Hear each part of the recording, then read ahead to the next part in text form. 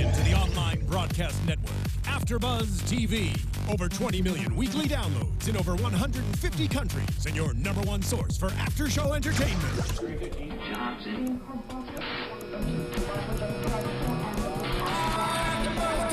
AFTERBUZZ TV, the destination for TV superfans. Producing after shows for over 300 of your favorite TV shows, interviewing celebrities and showrunners, and bringing you behind-the-scenes exclusives. All thanks to E! Entertainment's Maria Menounos, producer Kevin Undergaro, and internet leader Akamai. Now, let the buzz begin! Hey Gladiators, what's up from LA? This is Scandal AFTERBUZZ TV After Show, episode 12. Gladiators don't run, and neither do we. Once again, we are your Fab Four. I'm Emile Ennis Jr., joined with... Hey, what's up, everybody? I'm Kennelia. Hi, I'm Sofia Stanley. Hi, I am Bamm Ericsen. Let's rock. All right, guys. So this episode, we started with Olivia again, and we see that Olivia's plan has backfired. So let's break it down. Olivia thinks she's in cahoots with Ian, and she has everything under control. And then we see that very early on in the episode, Ian is not as powerful as he thinks he is because he gets shot. So what do you guys think? Because remember, Olivia was about to be saved, and then she pulled her power move and thought that she could save herself.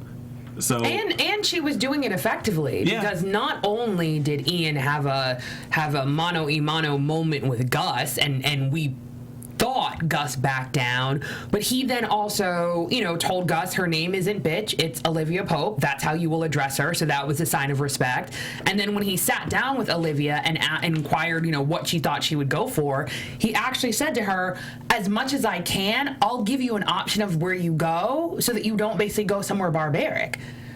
For a criminal, that shows that he was definitely not only warming to her, but that he respected her, if not admired her enough to possibly think he could have a role beyond the auction. Right.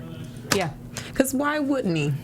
The woman that you're holding captive presented you an idea. Of course, the idea was meant to save herself.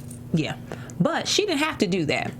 She didn't have to present you an idea where you can get paid. She's showing you more respect than Andrew was showing you, I'm sure, So,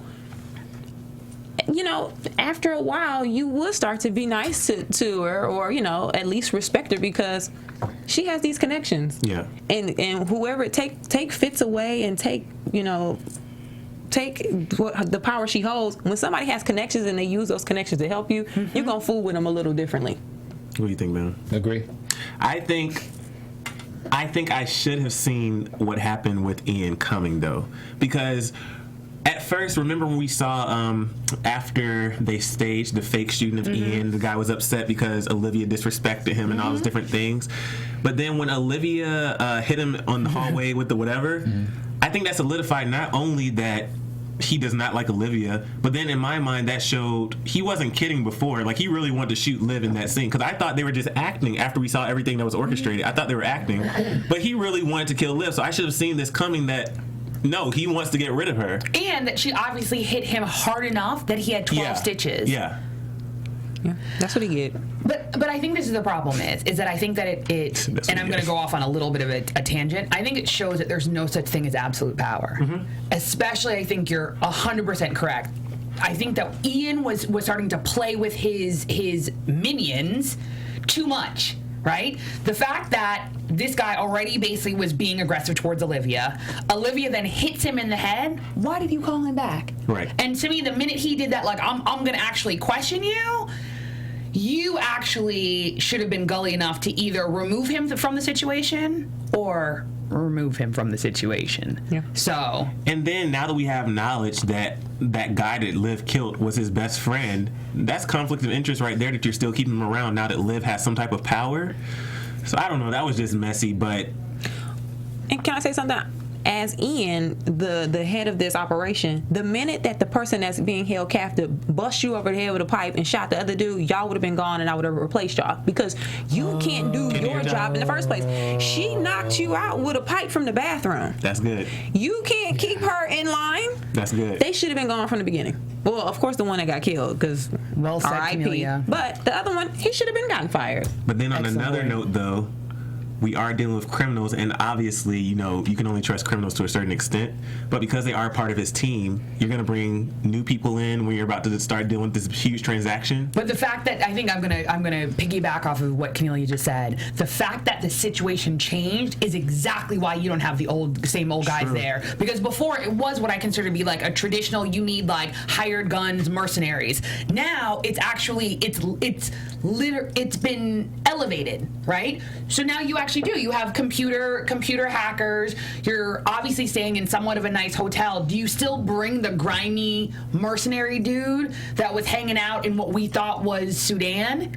It's a completely different play. Yeah. So he shouldn't have brought the old guys. And at whatever stature he's at, if he doesn't have multiple guys, again, that's bad on him.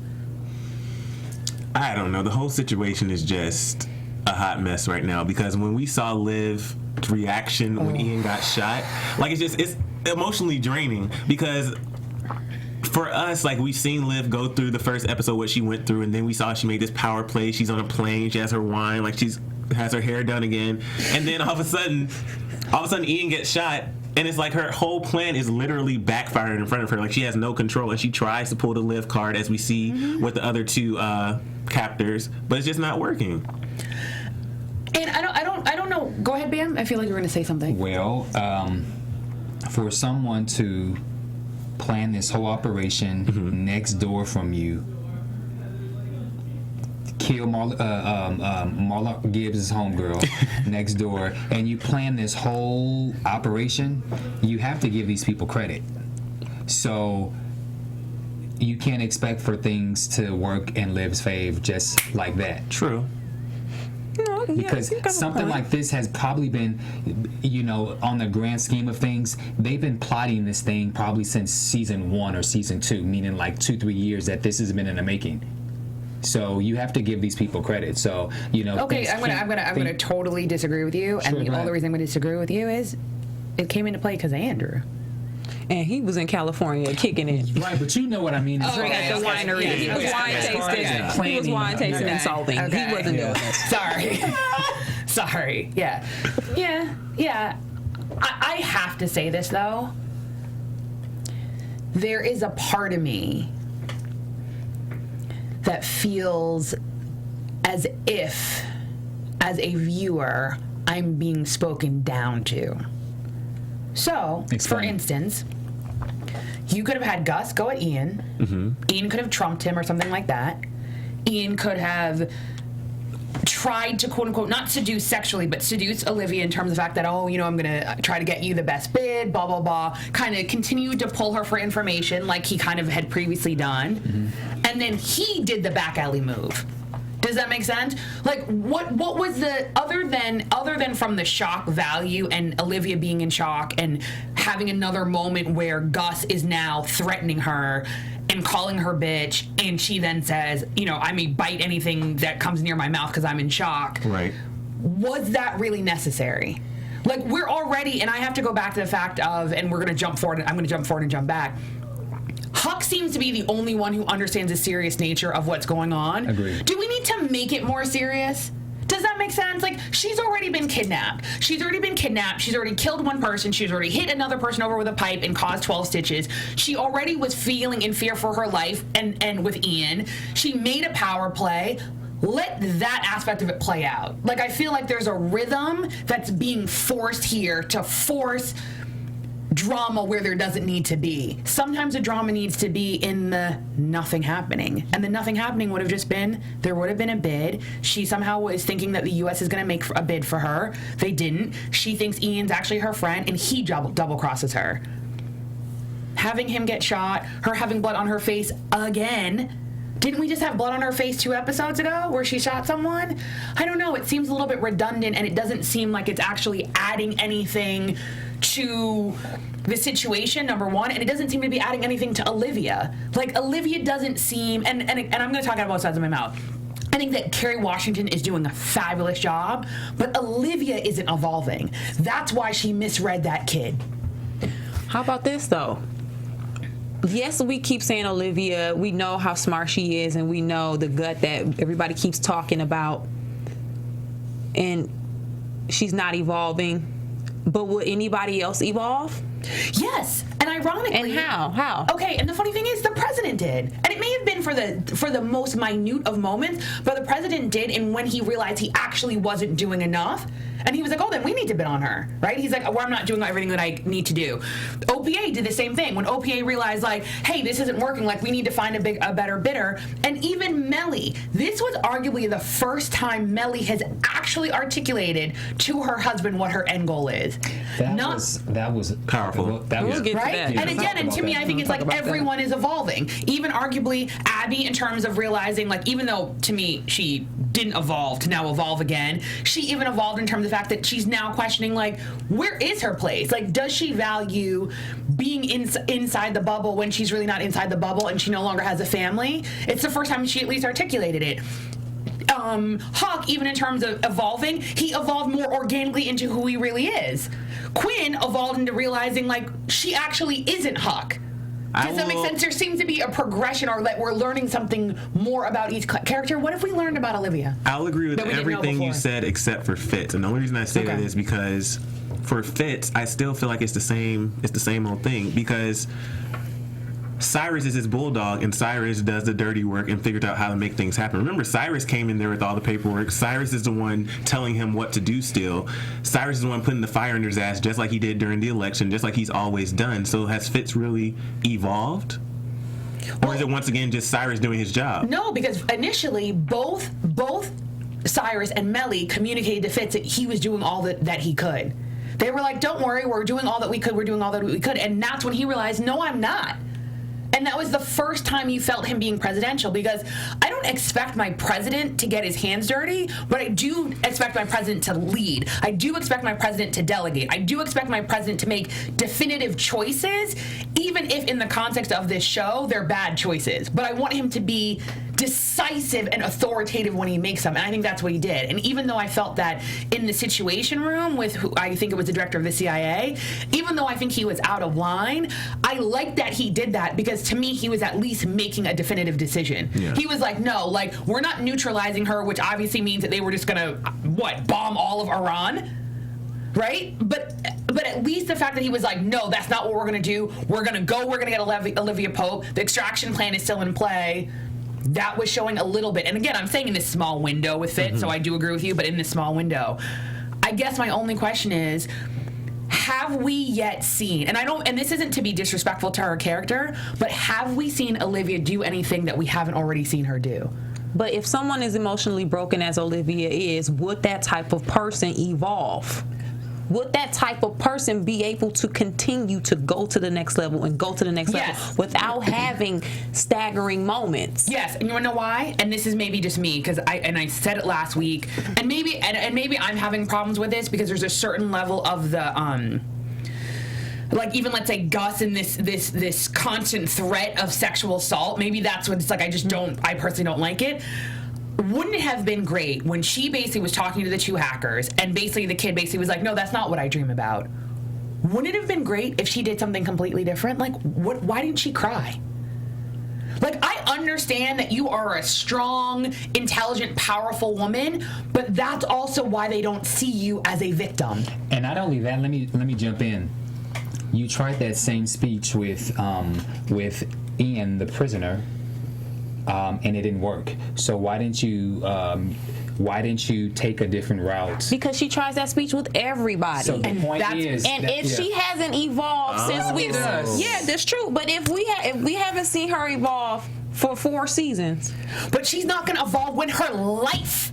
Her very life, her sanctity, like the essence of her soul, the essence of who she is literally being threatened. And that's why I'm like, what was the purpose of Ian dying? If in the moment that Ian died, your brain didn't think to yourself, okay, she made the power play with the kids, but when he says that's not what I dream of, you just give up?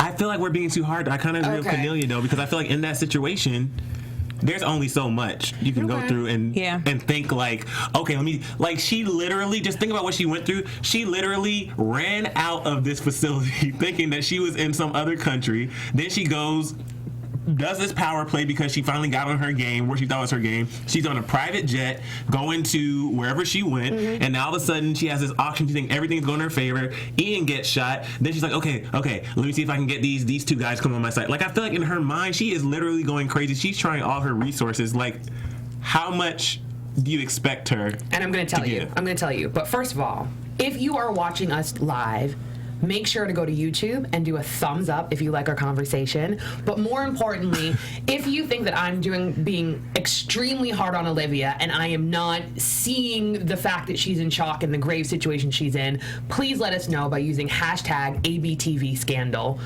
Or if you think that what I'm saying is right, then also use hashtag ABTV Scandal. And still give us a thumbs up, though. And give us a thumbs up. It really helps us out. And really, just whatever you're thinking, whatever you're feeling, we love reading your comments. It really actually helps shape what we talk about. And sometimes if you literally hear us say something that you wrote in a comment, it's probably because we read it in your comment. So thank you very, very, very much. However, and I'm going to do this very subtle, so if you catch it, you catch it. If you don't, you don't. I'm not really saying within the context of her character. I'm saying the underlying premise of what is being done. Oh, chat roll agrees with Sophia. Yay, chat roll. Hey, gladiators. That was our engineer letting us know that the chat roll is listening and they are here. And gladiators, we love you and we love when you watch live or on iTunes or YouTube later. But hello, live gladiators, hello. What I'm trying to say is the underlying premise of the story, this aspect of the story, I don't like. I think that there are holes. Well, that's all I will say. There's always holes. My thing is this. Yes, we may be hard on Olivia, and yes, we want her to evolve. But if she hasn't evolved when she found out her mom was still alive and that her whole dying was a lie, she found out her dad was command. She's seen all these people Huck killing. Quinn ain't who she used to be. She turned Quinn basically into a mini Huck. All these things keep happening around Olivia. She keeps seeing people and pushing people to different levels in their lives. Dominoes keep falling. Stuff keeps happening. She is still the same person. Maybe that's who she is. Maybe that's who she is. Maybe we have this idea because we have this whole gut story and Olivia over a cliff. Maybe this is Olivia. And we want her to be more, just like you want your homegirl to be more, and you want her to strive for more. You want her to go and apply for the new job because her old job sucks. But maybe this is Olivia Pope. And don't get me wrong, it still makes Olivia Pope extremely amazing, formidable, awesome. So I'm not trying to minimize that, but I think that what you're saying is completely valid. I think, and that's where I'm stuck. I'm stuck in whether or not I can accept and see Olivia for authentically who she is and value that versus who I think I want and or need her to be. Well, let us know what you think. Like Sophia said online, OPA, we have just Quinn and Huck now. And then we saw that Fitz brought Jake in to assist with this whole situation.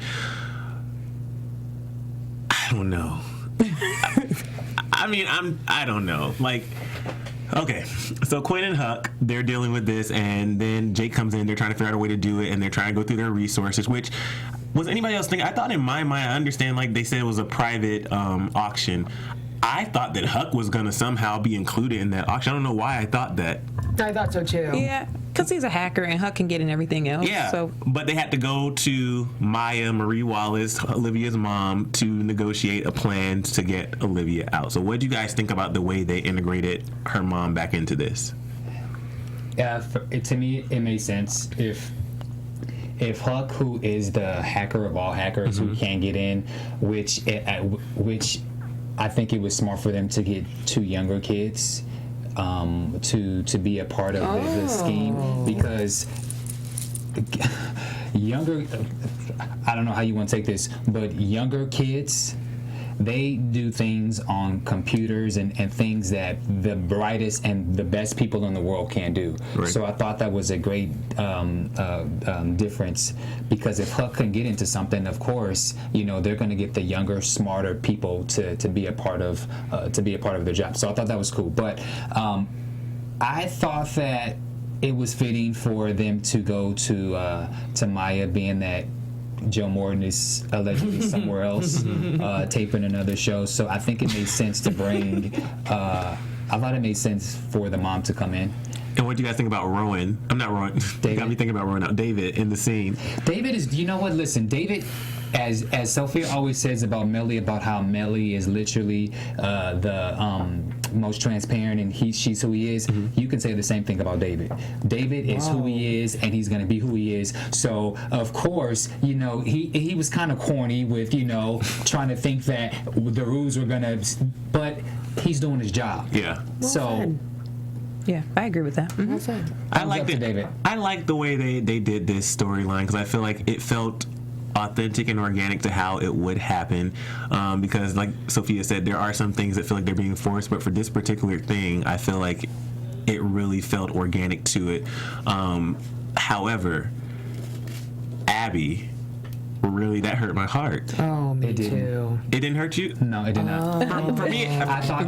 It really, I don't know. Like, I felt for her. I literally felt my eyes watering because, I think it's what I've always said. They're not friends, they're family.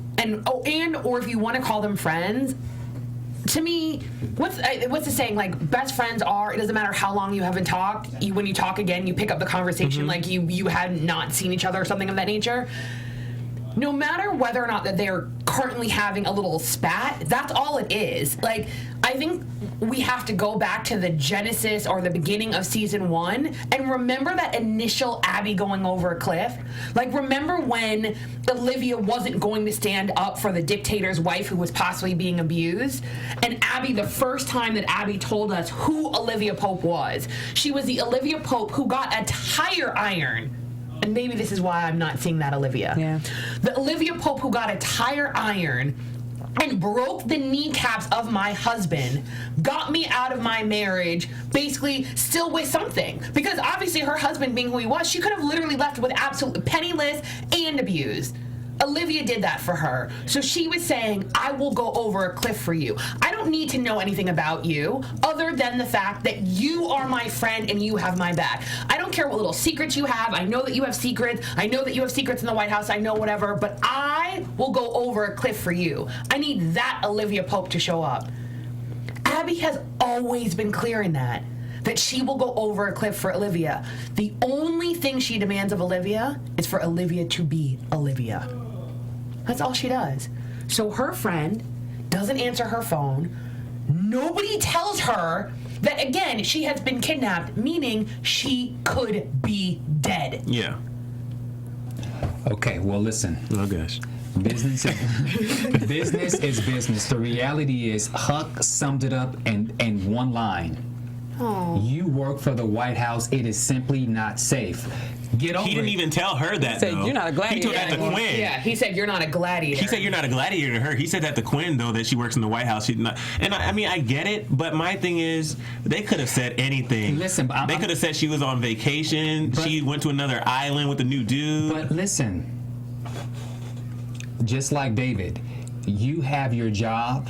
You don't know what's going on. You got this whole mess that's going on. It's simply not safe. Now, Huck, No. Wait. For Huck, okay, Huck says, you're not a gladiator anymore. He's basically, in Huck's way, saying you're not a gladiator. You work for the White House. Huck don't give you a full sentence. He gives you one or two words. Okay. So therefore, Abby, you cannot take it personal. Get over it. Like, when you have a certain job, just as legal or there are certain things that sometimes we simply cannot say, and it just is what it is. You have to get over it. Okay, I agree with you. However, did they really think that, given what they know about Abby, that it would stop there? Right. And is it possible? It didn't happen, but it is possible by not either telling Abby or, like sometimes we do in certain professions, we pause and we look at people and we lead them down a road without actually telling them where we are leading you. Do you understand what I'm saying? They didn't do that. They could have done that simply by looking at her in a certain way where they could have communicated, yes, she is gone, but we are taking care of it. Because arguably, Abby could have then gone, you don't know who Abby could have called and possibly, raise red flags, especially if she can't be trusted. and screwed up the whole situation. That's not what happened, but it's plausible by not looping her in, or at least letting her know, not necessarily articulating, but letting her know that you have it under control. Because then what did she do? She went to go talk to the president. Yeah. It just so happened that the president then keyed her in, and then she ended up going to talk to David. But if she had talked to anyone else other than David, this could have gone bad. You don't think Abby still knows bad people? You don't know Abby could have picked up the phone and been like, where the hell is Olivia? And then that could have made chatter where people knew what was going on? A part of me doesn't think, though, that they didn't tell her to be malicious or, shady or secretive. Because Huck doesn't talk to anybody. So if something happened with Olivia, Huck's not the type to get on the phone with Abby like, yo, what about Abby, Quinn? yo. And Quinn, yes, Quinn knows that Abby and Olivia are close, but Quinn doesn't know the depth of their relationship because Quinn just got here. So she doesn't really. Okay. She probably knows that that's her homegirl, and yeah, they've known each other since college, but she wasn't there for the Abby speech when Abby talked about being abused. Quinn doesn't know. She doesn't know any of this. Quinn probably just thinks that her and Abby are cool. So I don't think Quinn would understand unless Abby told her, gave her the speech that she gave David. I think then she will understand, but I think if without that speech, Quinn is just like, we just didn't tell you. Sorry. So you think that Abby should have gave the same speech she gave David to them in that room? She should have went off on them. She should have cussed them out. I think by that point, the reason that Abby went off on David, it was the build-up first. It was the gladiators, now my ex-husband. But again, I felt that if I had to choose sides, she should have went off on the gladiators and not David. Because listen, when we are not together in a relationship anymore, there are certain things that are cut off. You? But if my homegirl got kidnapped and we used to kick it, boyfriend, I don't care if you was just to jump off, you knew that was my dog. Yeah. You should have called me and told me that my dog got kidnapped. You should have called me. This is David. This isn't no text or nothing. Mr. White Hat. No. But this is why. hit him up on But Group Me? this is why, and I'm going to jump on what Kennelia just said. And again, and I'm not trying to beat a dead horse. This is a life or death situation. Yeah. I don't have time for whose effing feelings are hurt, who's boyfriend with who's still a gladiator and who's not a gladiator. Every second that we are not utilizing every available resource is a minute which she could die. Yes. I know that because it's a show, and obviously Kerry Washington, Olivia Pope, is the star of the show, and she cannot die. Yeah. However, when I allow myself to get wrapped up in the episode and I don't think past, the 44 minutes and how shows are, I am like, she could die, or she could have something really horrible done to her. So to me, as someone who in any way cares about her and cares about justice, you tell Abby. Just like you said, I don't care if she was a jump off. I don't care if she's your barrister at Starbucks. If in any way she has information that could potentially help Olivia Pope, you need to do that. Because again, Olivia is leaving breadcrumbs, right? Who other than Abby would possibly know the breadcrumbs? Abby knows the most about her. So if any way Olivia is directing things or leaving cues, Abby would be the first one to be able to decipher the clues. No, you're right. All right. But Dave, you know how dudes do when you cheat on them or you step out a little bit. They want to act shady. That's how y'all do. That's true. But can I do a quick shout out to some of the people who are watching us live? This is from Twitter. We have Quirky Musings, Larry Brown Jr., Riviera Squizzerly, and Melissa F. If you are watching, make sure to hashtag ABTV Scandal. And if you're watching live, again, what do? You thumbs up. I love it. I don't know. I'm still on the fence. I don't think they should have done Abby like that, and I feel like there could have been a better way to do it. I think my confusion is, maybe I just need some clarification. If Abby was not to be tried, what would happen if they told Abby? What were they afraid of?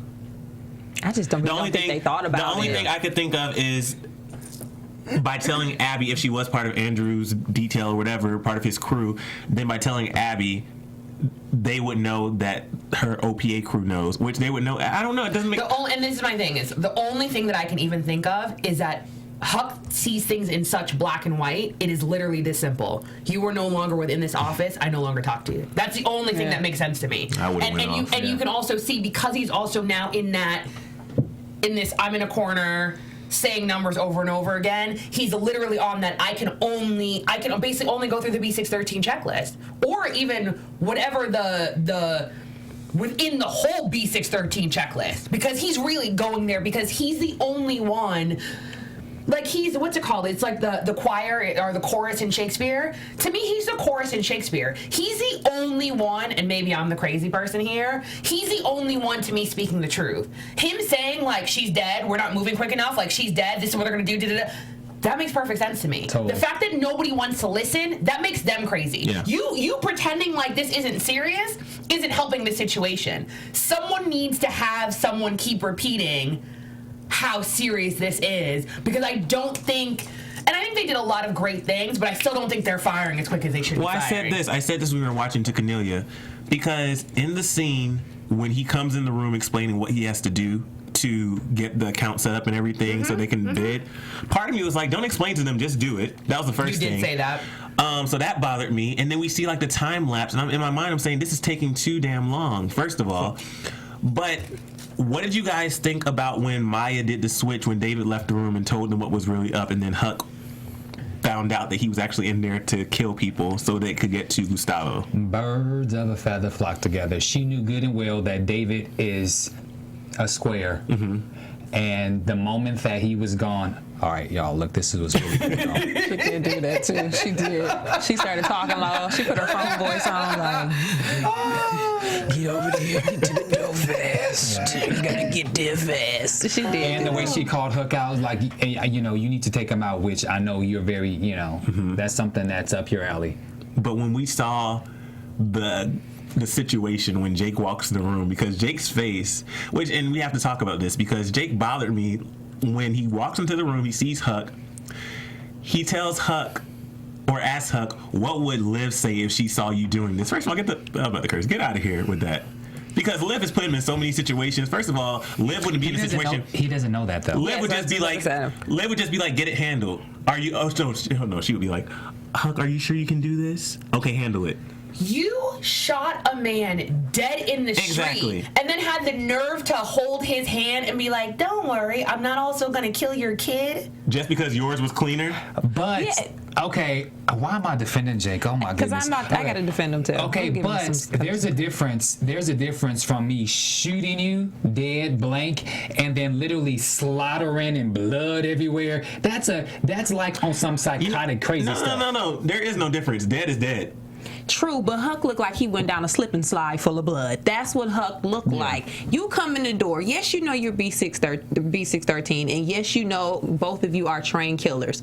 You don't know all of the things that Huck has had to do for OPA. You can assume, but Jake wasn't there to see all this. He just got here maybe last year. So when you come in there and you were told to kill, just kill somebody, you wouldn't assume that when you opened up the door it was going to look like the back of a butcher house. You wouldn't assume that. And you wouldn't assume that Olivia knows that side. I'm thinking Sophia's about to say, go ahead. Okay, and this is my thing is, I think it would actually be, and I'm trying to think if this is a curse word, but I don't think it is. I think it's asinine not to think that.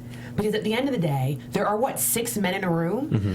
That's actually, to me, like movie magic, when someone can walk into a room, one man can walk into a room, kill 6, I don't even know what type of drug dealers they are, but they're obviously big, bad drug dealers if Maya knows them. Right. And there's not going to be some blood and butchery.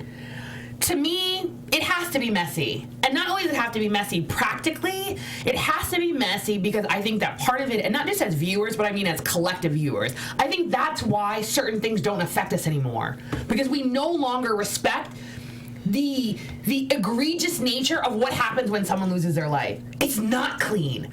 We're so used to TV magic, shot in the head, the person falls over. That's why there's certain shows, and they probably go into it on the podcast that you listen to for Serial, but when people who have actually been in real life situations start to articulate, they don't. Mm-hmm. That's the same reason why you have soldiers coming back with PSD.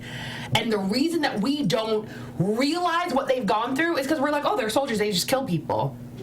That right there is BS. There is no I just killed people. To kill someone is in itself barbaric. Even though there's a reason, there's a cause, it's not neat. It's messy. And to me, what that scene was showing was exactly that. It's messy. It doesn't matter if you do a bullet through the head and it's clean and it's movie magic, or if it is literally Chucky slasher style blood on the walls, just like Emile said, dead is dead. And that is actually the reality, practically, of what would have happened in real life than clean, easy. We all can watch it and think nothing of it and not have a visceral reaction. I disagree. I mean, the last thing I'll say about this, I just don't agree with Jake, because it is like what pot calling the kettle black. But the thing is, right after that, he says, when Huck leaves, he says animal, as he proceeds to cut the heads off. That was shady. That was shady. But I get dead is dead, but, and it has to be messy, but people's arms were laying off. He was sawing their heads off. Remember though, Huck specializes in torture, so unless you tell Huck, go in there and kill clean, who you told Huck to kill? Yes, but you told him to kill, but that was that was like fulfilling a need. You told him to kill. Huck was quenching a thirst. They were dead. But so he was quenching a thirst. You open up the door, you would assume, yeah, Huck a little crazy, he might go overboard, but you didn't assume that you were gonna open the door and he was quenching a hunger. But he also said Gustavo needs proof. What's proof? Cutting their heads off. Okay, but true. But this is the thing is, though, and I'm just going to go a little bit and cut me off whenever you need to, Emile. You are doing a favor in payment with bodies. Of basically, this man wants these people dead. This is obviously not a nice man. To make sure that you get the password, because these are people he doesn't like, and the person himself is a bad man. Don't you think Huck is also basically saying, like, if I do a good job, which is basically butchering these people, it is more likely that this guy then will give us the password. You know what, Sophia? I'm going to piggyback. She's right, because if this guy truly doesn't like these people, he really, it's not just about them being dead, because a bullet wound, that's done so quickly. No. He wants them to suffer. But come on, y'all. Huck didn't do this for Gustavo or Dudu. Huck did this to quench his own hunger and thirst. The initial part of the job was for them, but the back end, Huck did that. I'm not disagreeing with you. I think what I'm disagreeing with is Jake's interpretation of Huck as if Jake is any different. Oh, okay. That's the only difference. Trust me. Yeah, Huck literally, just the way he stepped on the Bluetooth. Yeah. I literally stopped frozen. I was like, I'm so scared. Do you know what I mean? No, really. Huck, and also again, we've talked about this on and off camera. Guillermo Diaz is a genius. He is absolutely brilliant. It's just he almost has this difference in his body language of how he moves and literally morphs into that other person. So that's not what I'm disagreeing with. What I am disagreeing with is I feel that Jake is in some levels representing society or we the people of viewing him, and I feel like that is a fallacy, and he doesn't have that right to step into that pedestal looking down on him for a multitude of reasons, some of which I said, and some of them which is Jake, who the hell are you? And you lame dog. Bye, Jake. Bye. Bye, Jake. Bye. That's a hashtag for you right there. Andrew, we see in the White House, Cyrus is doing his thing, which I'm so glad to see. I'm just glad to see Cyrus again, because I love Cyrus as a character, and there hasn't really been a lot of scenes with him recently. So I'm really glad to see Cyrus doing his thing again. Cyrus comes in there with those papers saying, okay, we're going to terminate your security detail, all the Secret Service. We have this so he can sign and resign. He say he's sick and all these different things. Andrew is still talking about what he's going to do to blackmail and keep his seat. And at first, I was so happy because Fitz is basically, you can't, no, that's not going to work. After he talks to Cyrus, oh yeah, we just need to prove that the assassination attempt was actually staged and all these different things. But that scene with Mellie, and if anybody wants to backtrack, feel free. But that scene with Mellie where he's talking to her, and she's basically saying, you can't let Andrew do this, because if he does this, you need, he's gonna ruin me. And at first, because after that, then she says, what do you want? What do you really want? I want to just backtrack before that. Yeah. Call me corny or whatever. I thought it was kind of cool that a husband and wife are having pillow talk, late night talk, out on the balcony, sipping on liquor, talking about their cheating endeavors. Oh, they were guzzling that liquor. It was moonshine. Yeah, they were guzzling. I was like, well, all right, look at them two. They have come a long way. The fact that they're literally, he's talking about his mistress and she. Well, that's the thing. I thought to me, that was probably the It is best. great. Solution. It's great because it's so true, though. Yeah. Because before, it was just Fitz was getting his play, and Mellie was just suffering. She wasn't getting satisfied mentally. She wasn't getting satisfied career-wise. She wasn't getting satisfied anywhere, like nowhere. Then she has a baby. That didn't satisfy her. She didn't want that at all. But then she has Andrew. They both had something, even though it's not what she wants. But I love this scene because we finally have Mellie tell him what she really wants. And I love the way she did it. That was great writing. The way she did it was perfect because when she said this, she's like, what do you want? He's like, he did the, Kennelia made a comment about this. He did like the cool move at first. Oh, I want Jerry alive again. Because if he would have not said them kids, he's going to flip out. He said that one first. And then. I thought that was a genuine answer, didn't you? Yeah, y'all ain't buying it. I'm a dork. I bought it too. But I was, before he answered, I was like, if he don't mention his kids. See, I don't know. I honestly don't know if that was. I think it was genuine. I thought I'm happy it was. he did it. But I'm glad she re-asked the question and said, "Now give me something." What's something that's actually possible, plausible? Yeah, and then he says, "Live home and safe." Yeah, and then right after that, I love the pause, and she's like, "Okay, Fitz, ask me," and that was a cute moment. And it's moments like those where I'm like, "Oh, I kind of like them together again." You know what made me sad about it though? She wants to be the president, and she understands that she can't be that if her affairs come out. However, and this is my personal opinion, a woman can't be president if you're divorced or if you have left your husband. So now what are you going to do, you and Fitz? Because if you and Fitz split up, I'm not saying it's not possible, but the world we live in and how they dog women and we get dragged, oh, she's not dedicated to sticking around when the times get tough. She'll run just like she did with her husband, Fitz. Even when he was the president, he didn't hold her down. So now what does this mean for them? Is this going to be their relationship forever? Because she wants to be the president now, and she can't be divorced. She can't be 2 times married. That's so true. So now what? That's so when true. she said it, I was like, oh, great. So now this is going to be the thing? So in that regards, then, besides telling, actually, we'll say that for predictions, but it's also on another level, it's sad because it was kind of like her relieving that burden, just letting him know, like, I'm more than just an ornament. But also, it's kind of sad because Fitz has had public affairs come out, like the one girl who came out, even though it was fake, and he's still in office. Like, and she said it. Yeah. Everybody bats an eye, but if she did the exact same thing.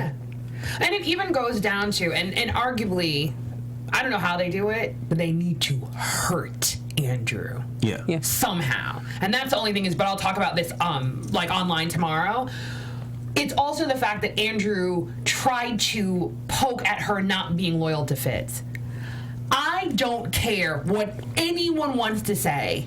Mellie is so loyal to Fitz, she has actually given up her own ambitions. And just like you said, even though I think she communicated, I want to be the President of the United States of America, I want to run the world, I think that's what she said, I want to run the world.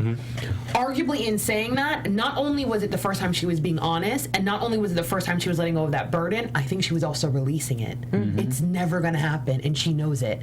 And I think she can finally now settle into the fact that it's the life that they have, but that's, I think, why, just like Fitz is saying to Cyrus, like, no matter what we think about her, she is an amazing first lady. She may not want to wipe snot off of kids, but she's there when he says she's there because she's trying to save our souls if that's possible. Mellie cares. Mellie cared before Jerry died, and Mellie cares in a completely different way now that she has actually given her son for the state of the Republic.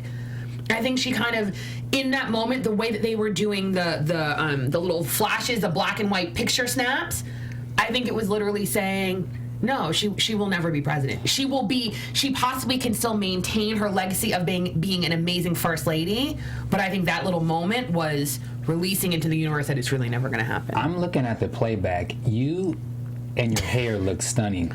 Sophia killing the game with the hair. Y'all. Everybody in the chat roll thinks the same thing, Sophia. They're saying, her hair is on point. there. Ooh, she's looking good today. Things like that. Oh, she looking good today. You know that. Oh, she looking good today. Sophia looking good. She can't even talk right now. Oh, Sophia. Aww. Thank you so much. Thank you so much. I'm like, oh. I mean, we should just end it right there. Kennelia, who is your cold piece of the week? All right, guys. So, cold piece of the week for Scandal Season 4, Episode 12 has to go to Huck, y'all. Oh, Huckity Huck. Oh, Huck. We know who Huck is. We know what kind of person he is. We know he's a killer. Yes, we do understand this. However, I just can't get over the fact that when we opened up the door, Huck looked like he went to a water balloon fight full of blood.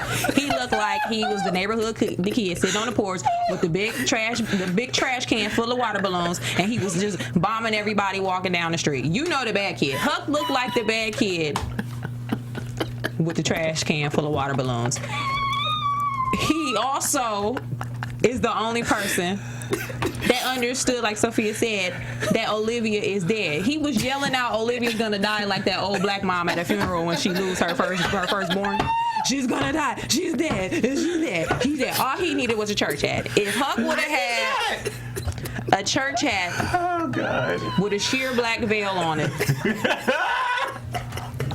and some stockings, the leg stockings in the triangle pack that you used to get at the grocery store, he would have really sealed the deal for me with the Olivia's dead. He would have killed the game with the control top tights on. So for those reasons, Huck is my cold piece of the week. Let us know who your cold piece of the week is, guys. Hashtag cold piece. Hit me up on Twitter, Instagram, and Facebook. Hit all of us up and let us know what you think. Seriously. I cannot with you.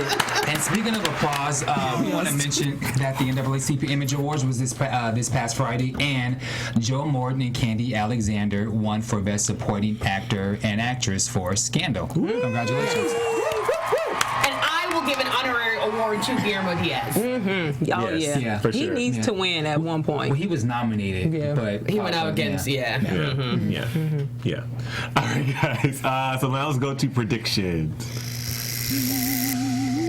And now, your AfterBuzz TV predictions. You know what? I predict, and yes, I know I don't want this to be the truth, but maybe who bought her is Rowan. I don't want him to come back because I feel like we need to see him gone for a long time. But you know, it might be him or Hollis. I was trying to figure out before we started the after show, who do we know that has a problem with Olivia or Fitz? And the only thing I can come up with, and everybody else kind of agreed, Hollis. And the money. And the money. He has the money. So I'm going to purposely start some shit, and I'm going to say it's Columbus Short. Now, wouldn't that be great? Wouldn't that be great? Or, or... Oh, stop it. Oh, stop it. Harrison. They did reference Harrison in this episode, though. They were in his office reminiscing, remember? What was his name on Stop the Yard? Him? That guy.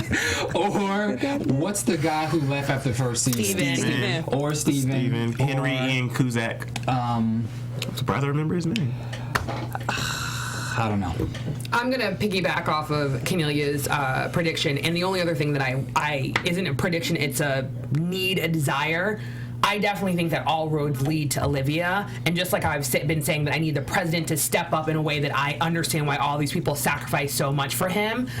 I need to see either an Olivia Pope that we haven't seen. Yeah, that's it. This is a silly prediction, but Quinn doesn't need to hit Huck like that 'cause she's gonna lose some more teeth. I think that obviously, or it's not obvious, but obvious, we're gonna know who Olivia's captor is, who her new buyer is. We'll see. Let us know what you think on Twitter. And speaking of Twitter and social media, where can we find you guys? Oh, you can find me on all social media at Bamm Ericsen, and you can also find me on February 17th, which is Tuesday, on the Fox show, The Mindy Project. So look out for me Tuesday, February 17th on The Mindy Project on Fox. You can find me on all social media at Sofia Stanley. All social media at Kennelia. At Emile Ennis Jr, YouTube Chasing LA, and bestin.social. Guys, we had so much fun. Make sure you join us here next week. If you're still watching us to the end, we really do appreciate you. Click that thumbs up, and we will be here same time, same place next week at AfterBuzz TV. From executive producers Maria Menounos, Kevin Undergaro, Phil Svitek, and the entire AfterBuzz TV staff, we would like to thank you for listening to the AfterBuzz TV network. To watch or listen to other after shows and post comments or questions, be sure to visit AfterBuzzTV.com. I'm Sir Richard Wentworth, and this has been a presentation of AfterBuzz TV. Buzz you later. The views expressed herein are those of the hosts only and do not necessarily reflect the views of AfterBuzz TV or its owners or principals.